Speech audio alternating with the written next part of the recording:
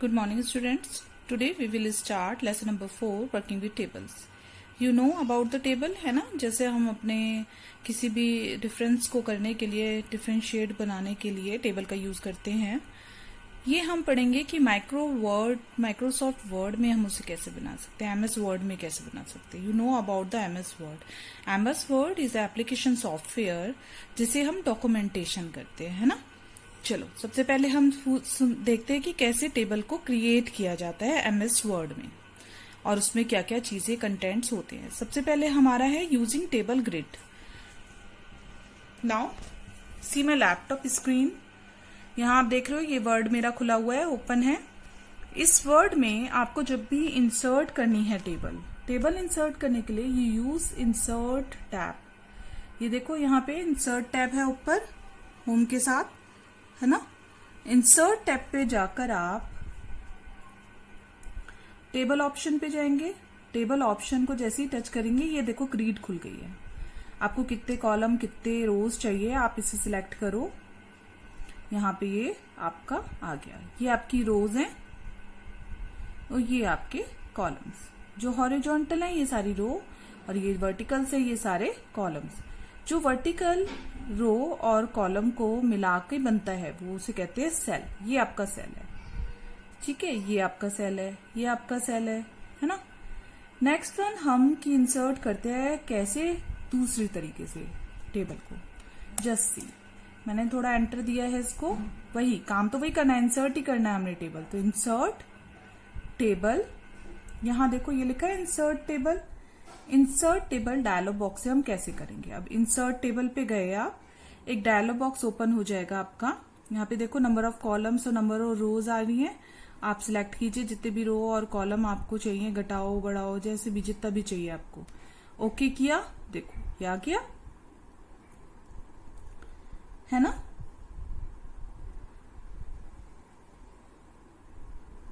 यहाँ पे ये आपने टेबल एंटर कर दी. इसके बाद हम इसके अंदर डाटा फिल करते हैं. डाटा फिल करने के लिए हम क्या करते हैं, हम सेल पर जाते हैं, टैप करते हैं और हम सेल को कैसे चेंज करते हैं. मान लो मुझे इस सेल से दूसरे सेल पे जाना होगा, आगे वाले सेल पे. आगे वाले सेल के लिए हम यूज करेंगे राइट एरो की, सी. कीबोर्ड में ये राइट की होती है ना, राइट एरो की यूज करोगे आप या टैब की यूज करोगे, ठीक है. राइट एरो की यूज करोगे सेल को बदलने के लिए, आगे बढ़ने के लिए, या आप टैब यूज करोगे. देखो टैब यूज करते हो तो क्या इफेक्ट आ रहा है, और अगर आप राइट एरो की यूज करते हो तो क्या इफेक्ट आ रहा है. आगे जा रहा है ना सेल. अगर आपको लेफ्ट जाना हो, मतलब उल्टा रिवर्स जाना हो, रिवर्स तो आपको पता है कैसे उल्टा जाने के लिए आप क्या करोगे, कीबोर्ड पे आपकी होती है लेफ्ट एरो की.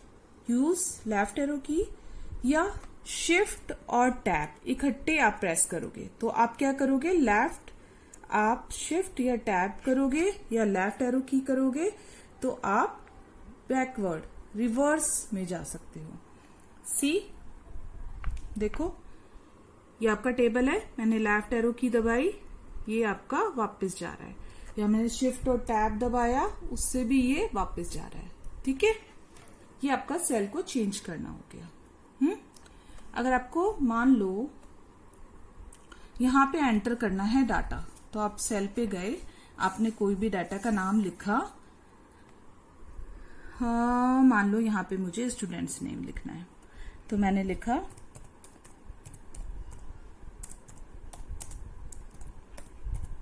स्टूडेंट नेम लिखा. मान लो यहां मुझे मार्क्स लिखने हैं और ये हैं इंग्लिश के मार्क. अब एरो की से आप अप एंड डाउन जा सकते हो. जैसे मान लो मुझे मार्क्स से सीधा नीचे आना है तो मैं डाउन की का यूज करूंगी. आपको पता है ना ये 4 कीज होती है, अप एंड डाउन वाली कीज को यूज करोगे, ठीक है. डाउन किया, यहां आपका आया 20. नेक्स्ट वन मान लो मैंने दिया 15. यहाँ बच्चों के नाम लिखने हैं तो मैंने आपको बताया था वापस जाने के लिए लेफ्ट की का यूज करोगे. लेफ्ट की यूज किया, मैंने यहाँ एक बच्चे का नाम लिख दिया और अप की से मैं ऊपर जाके दूसरे बच्चे का नाम लिख रही हूँ, ठीक है. हमने डाटा एंट्री कर ली है, ये आपकी डाटा एंट्री है. मैंने आपको बता दिया कि कैसे कैसे आप अपने सेल के आगे पीछे जा सकती हूँ। ठीक है,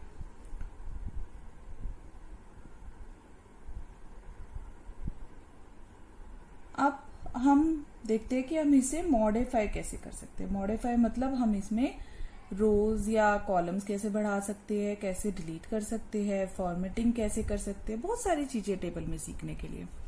मान लो मुझे इसमें से डिलीट करना है कुछ। आपके पास यहाँ ऊपर देखो डिजाइन और लेआउट आ रहा है ना, डिजाइन और लेआउट। डिजाइन से हम टेबल का डिजाइन चेंज करते हैं। अच्छा चलो, अब कैसे चेंज करते हैं देखो। इसमें प्री डिफाइंड कुछ डिजाइन्स हैं टेबल के। देखो यहाँ पे ये है, देखो चेंज आ रहा है इसके अंदर, टेबल के अंदर। You see the changes all. इसके अलावा भी मुझे बहुत सारे डिजाइन्स दे रखे हैं, कलर्स विद कलर्स, बहुत अलग अलग टाइप के मुझे दे रखे हैं। मान लो मुझे ऐसा चाहिए, देखो मेरी टेबल चेंज हो गई है ना। अगर मान लो मुझे इसका बॉर्डर चाहिए, तो आप ये बॉर्डर स्टाइल देख रहे हो, बॉर्डर स्टाइल पे जाओगे आप, इनमें से कोई सा भी, जैसे मान लो मुझे डबल चाहिए तो डबल, मान लो मुझे इस टेबल का चाहिए, बॉर्डर का स्टाइल इस तरीके का। ठीक है, तो डबल टैप करोगे आप जिस भी उसको रो को, वो चेंज हो जाएगा।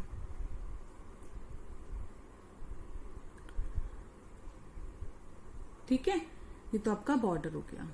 मान लो आपने इसके अलावा बॉर्डर के सैंपल्स देखने हैं, और भी हैं, देखो यहाँ पे ये आपके सैंपल्स है, डैशेस हैं। कलर, आपका पेन का कलर चेंज कर सकते हो, देखो कितने सारे कलर्स हैं। एंड मोर कलर्स पे जाके आप बहुत सारे कलर्स भी यूज कर सकते हो। मान लो मुझे पिंक चाहिए, मैंने इसे डबल टैप किया, देखो पूरी रो चेंज हो गई। See the changes. मान लो मुझे बॉर्डर कहीं कहीं चाहिए और कहीं नहीं, देखो कितने सारे बॉर्डर है। बॉटम चाहिए, टॉप बॉर्डर चाहिए, लेफ्ट चाहिए, राइट चाहिए, बॉर्डर नहीं चाहिए। मान लो मुझे इस सेल में ये बॉर्डर नहीं चाहिए, मैं इस सेल पे जाऊंगी, यहाँ गई, मुझे नो बॉर्डर पे क्लिक किया, बॉर्डर देखो मेरा सारा क्लियर हो गया, आसपास के सारे बॉर्डर्स उसके चले गए। मान लो मुझे राइट बॉर्डर चाहिए तो राइट बॉर्डर आ गया। मान लो मुझे चाहिए लेफ्ट बॉर्डर तो लेफ्ट बॉर्डर भी आ गया। मान लो मुझे चाहिए ऑल बॉर्डर्स तो ऑल बॉर्डर्स आ गया। ठीक है ना, इस तरह से आप बॉर्डर्स का यूज कर सकते हो, डिजाइन कर सकते हो अपनी टेबल को। नेक्स्ट में मैं आपको समझाती हूँ कि इसको कैसे डिलीट, और इसको हम कैसे रोज को बढ़ा सकते हैं, डिलीट कर सकते हैं और मॉडिफिकेशन कर सकते हैं। हम जाएंगे लेआउट टैब पर। सी लेआउट है डिजाइन के बराबर में, है ना। तो लेआउट पे आप जाओगे, देखो अब आप लेआउट पे आ गए हो। लेआउट पे आ गए, अब मान लो मुझे यहाँ पे गुंजन के नीचे एक रो चाहिए।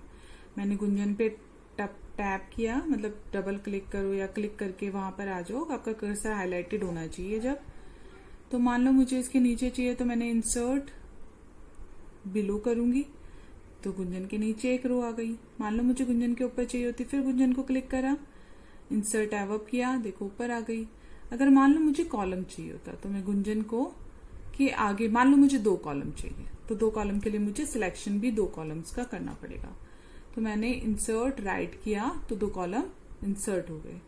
मान लो मुझे गुंजन के इस साइड चाहिए लेफ्ट साइड पर, तो मैंने इंसर्ट किया, इंसर्ट आ गया। ठीक है, मान लो मुझे एंटायर कॉलम ये डिलीट करना होता, तो मैंने इसे सिलेक्शन किया, डिलीट कॉलम किया, डिलीट कॉलम डिलीट हो गया। मान लो गुंजन के ऊपर वाली रो को मुझे डिलीट करना है, तो मैंने डिलीट पे गए, डिलीट रो, तो रो डिलीट हो गई। मान लो मुझे इसका कॉलम डिलीट करना होता, तो मैं फिर दोबारा क्लिक करूंगी, जहां पर भी वो वाला कॉलम मैं यहां से हटाऊंगी। मान लो मुझे ये वाला कॉलम हटाना है, तो मैंने यहां पे गए, डिलीट किया, डिलीट कॉलम हो गया। ठीक है, इस तरह से आपने इंसर्ट और डिलीट का यूज सीखा। अब मुझे मान लो मुझे गुंजन और 20 इकट्ठे चाहिए, तो मैं क्या करूंगी, मैंने इसको गुंजन को क्लिक किया, शिफ्ट और एरो कीज को यूज करके मैं सिलेक्शन करूंगी दोनों का, क्योंकि मर्ज करने हैं मुझे, मर्ज मतलब इकट्ठे मिलाना है। तो मैंने इसको गुंजन को शिफ्ट प्रेस किया और राइट एरो कीज से गुंजन का सिलेक्शन हुआ, गुंजन के बाद 20 का भी सिलेक्शन कर दिया। ये दोनों सिलेक्ट हो गए आपके। अब मुझे ये दोनों मर्ज करने हैं, तो यहाँ देखो ऊपर ऑप्शन है मर्ज सेल। मर्ज सेल को आप क्लिक करोगे तो ये दोनों मर्ज हो जाएंगे एक दूसरे के साथ। ठीक है, दोनों मर्ज हो गए। सी द इफेक्ट कि क्या हुआ है। मान लो मुझे इसको गुंजन वाले को स्प्लिट करना होता है। स्प्लिट मतलब होता है टुकड़े करना। ठीक है, स्प्लिट करना होता है सेल को। कैसे कर सकती हूँ मैं? किसी भी तरीके से। मान लो मुझे नंबर ऑफ कॉलम इसके 3 कॉलम्स चाहिए, तो मैं इसके नंबर्स ऑफ कॉलम बढ़ा दूंगी।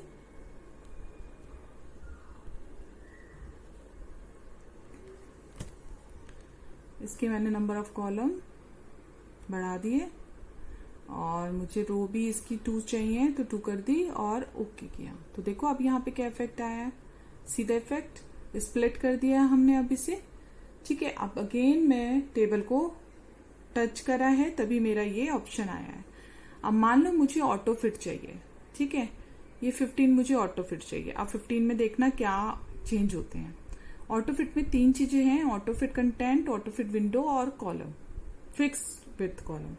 ऑटो कंटेंट फिट कंटेंट का मतलब है जितना उसमें लिखा हुआ है उसके अकॉर्डिंग वो अपने आप ही कॉलम खिसक के या रो खिसक के वो उतना जगह ले लेगा। फिट विंडो का मतलब है पूरा का पूरा जितना पेज है दिख रहा है, जितना हमारा अलाइनमेंट हमने उसे दे रखा है, उसे हमने एक रूलर होता है इसके अंदर जिसको यूज करके हम इसके बॉर्डर सेट करते हैं कि ये इतना ही प्रिंट आए या इतना ही बॉर्डर आए।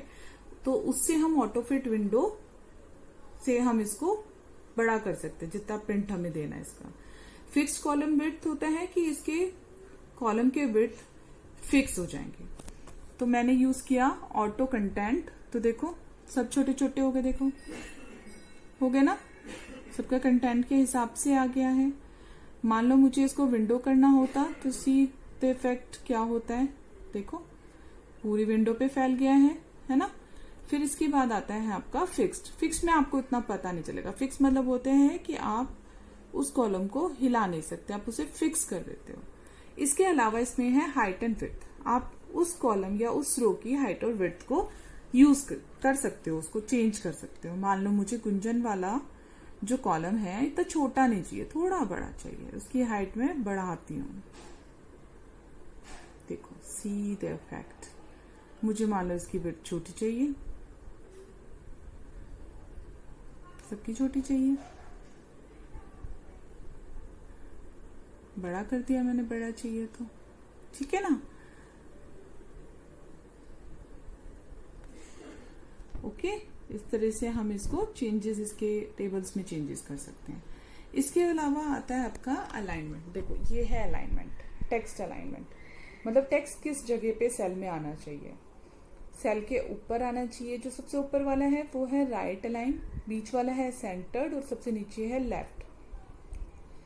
एबव जो अलाइन है, राइट अलाइन जो है, राइट अलाइन में वो कहाँ आए, टॉप पे आए, राइट में ही सेंटर आए, या राइट में ही बॉटम आए। तो ये 3 ऑप्शन दे रखे हैं। ऐसे ही आपका सेकंड वन भी है कि वो सेंटर आए, टॉप, सेंटर आए, सेंटर में, सेंटर आए, बॉटम में। ऐसे ही लेफ्ट के साथ भी है। अब देखते हैं इसके इफेक्ट्स क्या आते हैं हमारे टेक्स्ट पर। सीधा इफेक्ट्स गुंजन पे लेके आते हैं हम। जस्ट सीधा इफेक्ट्स की क्या होता है, अलाइंस हम यूज कर रहे हैं। देखो ये आपका टॉप लेफ्ट है, देखो ये लेफ्ट में ही है, टॉप में ही आ गया। सेंटर किया तो देखो सेंटर आ गया, और ये आपका राइट आ गया। मान लो मुझे इसे सेंटर लाना होता, देखो सेंटर में आया ना ये। इसके अलावा मान लो मुझे सेंटर टॉप चाहिए होता, तो आपका ये सेंटर में राइट में आ गया। सेंटर लेफ्ट चाहिए होता तो सेंटर लेफ्ट हो गया।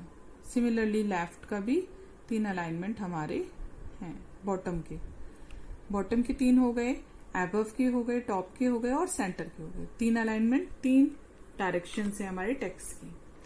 इसके बाद आता है हमारा फॉर्मूला। फॉर्मूला में हम यूज क्या करते हैं, कैलकुलेशन भी कर सकते हैं हम टेबल में। मान लो मुझे यहाँ पर और बच्चों के थोड़े नाम लिख देते हैं, और इसके नीचे पहले इंसर्ट करते हैं रो। यहाँ पे नाम लिखते हैं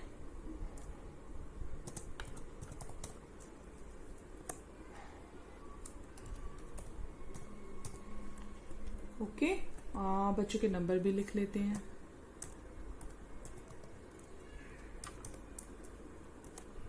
एरोस कीज का यूज करते हैं, ये ध्यान रखना है। मान लो मुझे यहाँ रिजल्ट चाहिए, मुझे रिजल्ट चाहिए और ये मेरा फॉर्मूला है। देखो एफ लिखा हुआ है ना, एफ मतलब फॉर्मूला। अब फॉर्मूला कैसे करते हैं, हम यूज कैसे करते हैं फॉर्मूला का?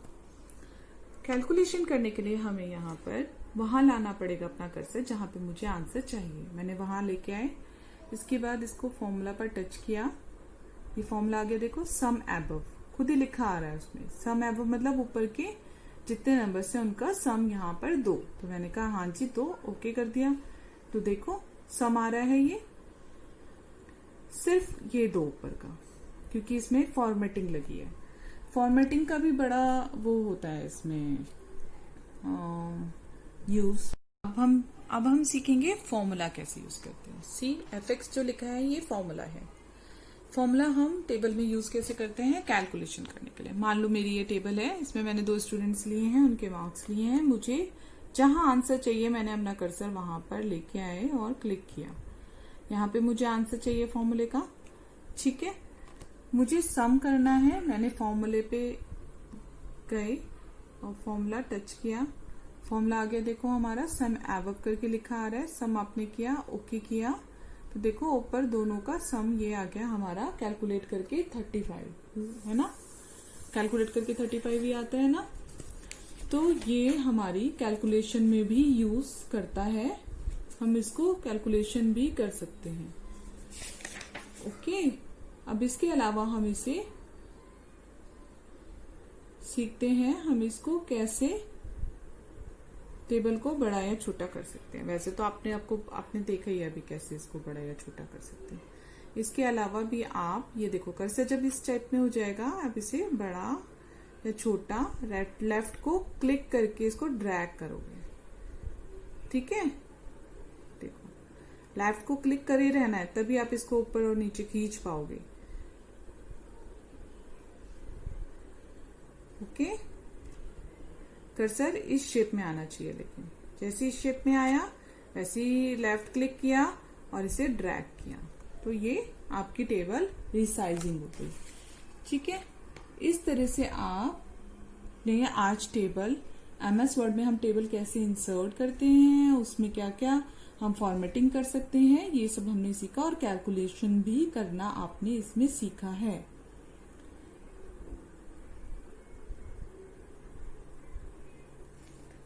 समझ में आया आपको?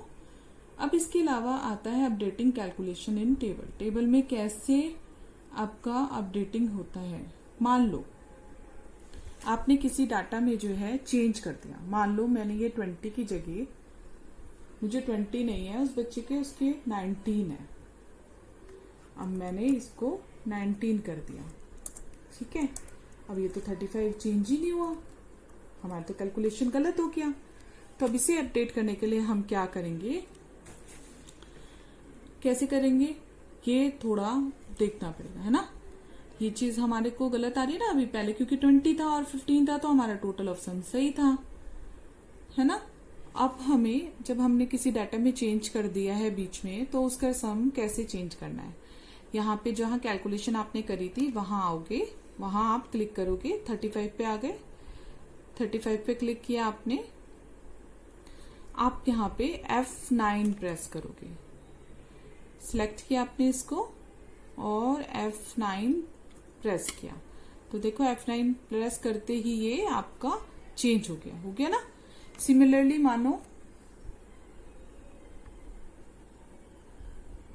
लो मैंने इसे 16 कर दिया। अगेन देखो मैंने इसे 16 कर दिया, इसके 16 थे, तो अभी भी कैलकुलेशन गलत है। तो मैंने क्या किया, जहां मैंने कैलकुलेशन किया था वहां आए, उसे सिलेक्ट किया, डबल क्लिक करके आप इसे सिलेक्ट कर सकते हो, ठीक है। डबल क्लिक करो,